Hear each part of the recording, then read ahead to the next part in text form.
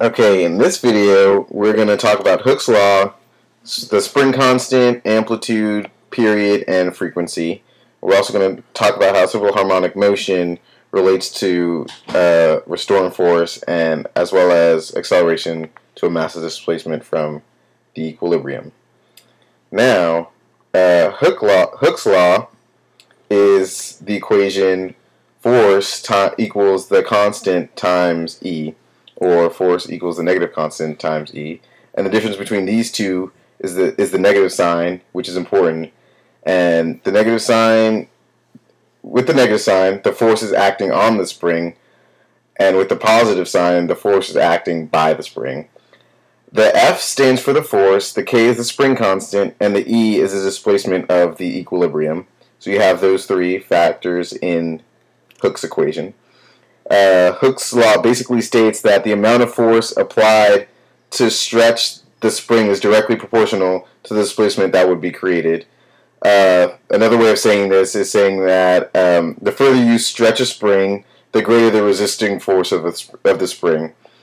You can look at a problem saying, like, if a force is 350 newtons and the length of the spring, which would be the displacement, is 0.6 meters, the spring's constant, you can find that by dividing 350 by 0.6.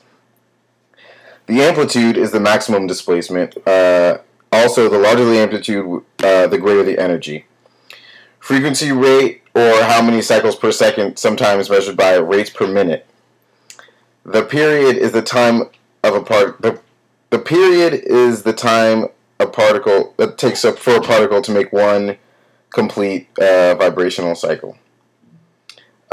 Simple harmonic motion is a periodic motion, and it relates to restoring force because they are proportional to each other. So periodic motion in which the restoring force is proportional to the displacement, and that's the definition of simple harmonic motion.